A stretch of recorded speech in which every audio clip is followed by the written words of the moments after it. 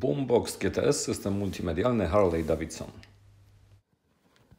Witajcie w dzisiejszym odcinku.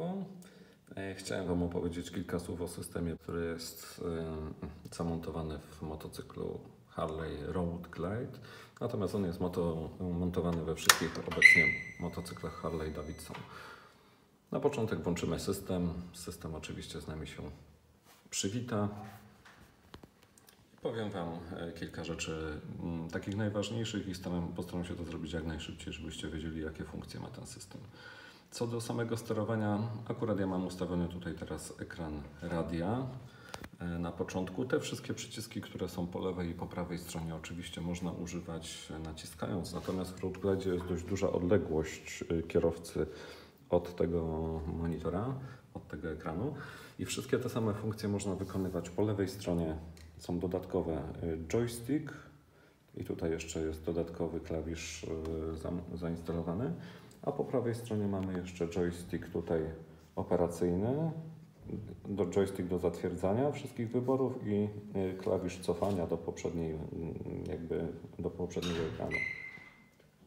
Kontynuując dalej, motocykle Road Glide akurat są wyposażone w prawym schowku w gniazdo USB, do którego możecie podłączyć swój telefon przez kabel ładowarki i wówczas automatycznie następuje przerzucenie ekranu na ten ekran główny, czyli jeżeli korzystacie z map, powiedzmy Google, z Janosika, to wszystkie te aplikacje można sobie przerzucić tutaj. Poza tym, wracając do podstaw, na lewej ręce macie taki domek tutaj. Jeżeli ten domek przytrzymacie dłużej, trzymam go, to automatycznie pojawia się takie główne menu wyboru. Oczywiście lewo, prawo, góra, dół chodzimy sobie tym joystickiem prawym tutaj i zatwierdzamy naciskając. Czyli tak, idąc w prawo, zaczniemy sobie o informacje. Tutaj mamy wszystkie informacje o danej trasie, danym przebiegu trasy. Jeżeli macie wpisaną jakąś trasę w nawigacji Harley'a, która jest tutaj umieszczona, to automatycznie pokażą Wam się przejechane odległości, ile macie do następnego punktu. Na drugim ekranie oczywiście przesuwam tym prawym joystickiem raz w prawo, przeszliśmy na drugi ekran. Mamy informacje o oleju, odległości od ostatniego serwisu. No i na kolejnym wszystkie dane dotyczące podsumowania ostatniego wyjazdu. Ja akurat tutaj mam trasę ze stacji benzynowej 8 km, zużycie paliwa 0,42, średnia prędkość 39, więc tutaj jest taki ekran dodatkowy. Ja często jeżdżę na tym ekranie, ponieważ on w środku pokazuje bardzo wyraźnie, ile kilometrów na godzinę jedziecie. Oczywiście wyraźne są też zegary w Road Glide. Po prawej mamy obrotomierz, po lewej prędkościomierz. Natomiast tutaj w Road Glide zegary są jakby umocowane na kierownicy. Owiewka jest częścią stałą. I przyznam szczerze, że wygodniej mi patrzeć jest też tutaj. Nie musimy wtedy jakby wzroku opuszczać czy podnosić. Ok, jeżeli chodzi o dalszą część, z powrotem naciskam domek, przytrzymuję, wracamy do menu głównego. Przechodząc sobie klawiszem na dół, mamy właśnie ten ekran informacyjny, czyli to samo co przytrzymanie domku. Przytrzymuję domek ponownie i teraz udam się w lewo. Mamy tutaj ustawienia dźwięku, czyli tony niskie, tony wysokie możemy sobie zmieniać. Przekierowanie dźwięku, w zależności co macie podłączone i w jaki sposób chcecie, aby grało. Tutaj mamy muzykę i media, akurat ikonka podświetlona po lewej stronie, czyli jest przekazywana na głośniki motocykla. W Road Glide są dwa z przodu, dwa z tyłu, oczywiście seryjne. Jeżeli damy sobie prawym joystickiem w prawo na ręce, no to automatycznie przerzucone to jest na intercom, czy też na Bluetooth, jeżeli macie intercom z Bluetoothem. I podobnie jest tak właśnie z intercomem i z podpowiedziami systemowymi.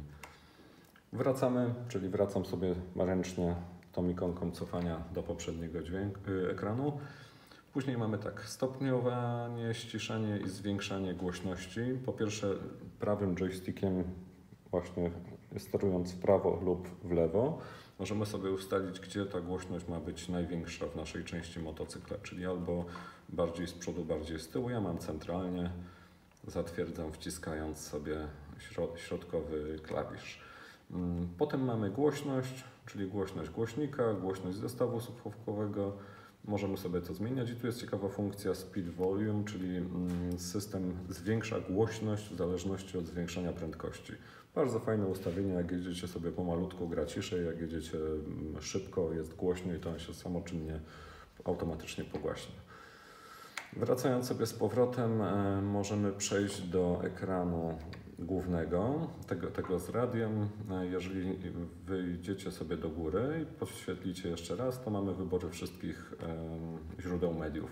Mogą to być telefony, jeżeli macie jakąś opcję streamingową, to można tutaj podłączyć też za pomocą Bluetootha telefon i możecie korzystać z niego. Możecie puszczać muzykę sobie, czy też właśnie nawigację, czy też Janosikę, który będzie kierowany nawet bezpośrednio do Was na system słuchawkowy Bluetooth.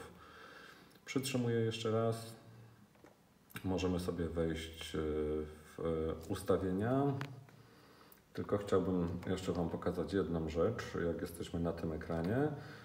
Możemy sobie cofnąć. Jeszcze raz cofając, wchodzimy w taki ekran główny, gdzie po lewej stronie mamy właśnie muzykę i źródła muzyki. Na środku jest nawigacja Harley'owa. Po prawej stronie jest telefon. Jeżeli byśmy podłączyli sobie urządzenie nasze jeszcze za pomocą kabla, to byłaby tu dodatkowa ikonka kierująca nas na ekran urządzenia. I tutaj mamy dodatkowo jeszcze takie 3 ustawienia. Gwiazdka. Gwiazdka to są ulubione. Możemy tu dodać ulubione adresy w nawigacji, ulubione stacje radiowe. Właśnie ikonka druga dotyczy nam zestawu albo Radio CB, albo naszego zestawu słuchawkowego motocykla.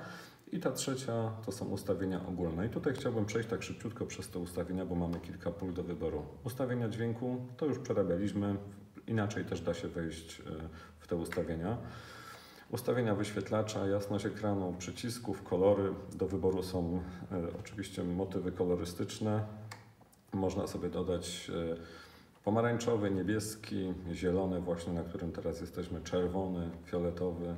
Pokażę Wam zmianę różnicy. Fioletowy wygląda tak, czerwony tak. Zielony mi jakoś tak najbardziej odpowiada, w nocy fajnie jest widoczny. Można też dodać wysoki kontrast kolorów, aby były jeszcze te barwy bardziej widoczne, ale z tego akurat nie korzystam, widać to w słońcu. Później mamy jeszcze wstępne ustawienia globalne. Dotyczy to raczej radia i programowania, także to tak naprawdę nie jest nam potrzebne. Rodzaj klawiatury, jaki stosujemy chociażby w nawigacji, konfiguracja Bluetooth, czyli tutaj dodajemy nasze narzędzia nowe. Lista urządzeń sparowanych, mamy różnego rodzaju dzwonki. Jeżeli wejdę w listę urządzeń sparowanych, to mogę dodać sobie nowe urządzenie. Oczywiście należy mieć włączony Bluetooth w telefonie lub w urządzeniu innym. Może to być tablet, może to być cokolwiek innego. Jest tutaj wyszukiwane to urządzenie i łączone tak jak we wszystkich innych sprzętach. Po konfiguracji Bluetooth jest jeszcze przełączenie między jednostkami. Akurat można sobie wybrać jednostki metryczne lub kolonialne, imperialne, przepraszam. Ja zostaję na metrycznych. No i jeszcze ustawienia zegara i kontrolek tylnych. Tutaj mamy jeszcze informacje o systemie, czyli to jest wersja, jaką tutaj mamy, sprzęt i ustawienia jeszcze dodatkowo dotyczące właśnie wersji. Jeżeli chcecie pobrać jakieś aktualizacje, to można się kierować tymi wersjami, ustawiony język, no i dodatkowa taka lekka, można powiedzieć, animacja.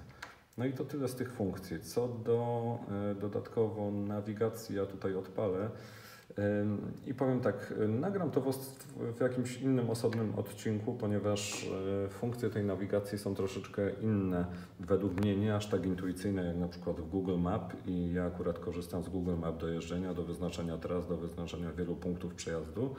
Natomiast funkcje tej nawigacji Harley'owej mają o tyle fajne rozwiązanie, że jeżeli macie program, aplikację Harley Davidson, to można z tej aplikacji bezpośrednio wysyłać sobie trasy do motocykla i jeżeli go tylko podłączycie z telefonem, to automatycznie te trasy pojawiają się Wam na ekranie i możecie jechać według wcześniej zaplanowanych tras. No i to w skrócie by było tyle. Także dzięki serdeczne, troszkę pogłośniam, no i miłego korzystania.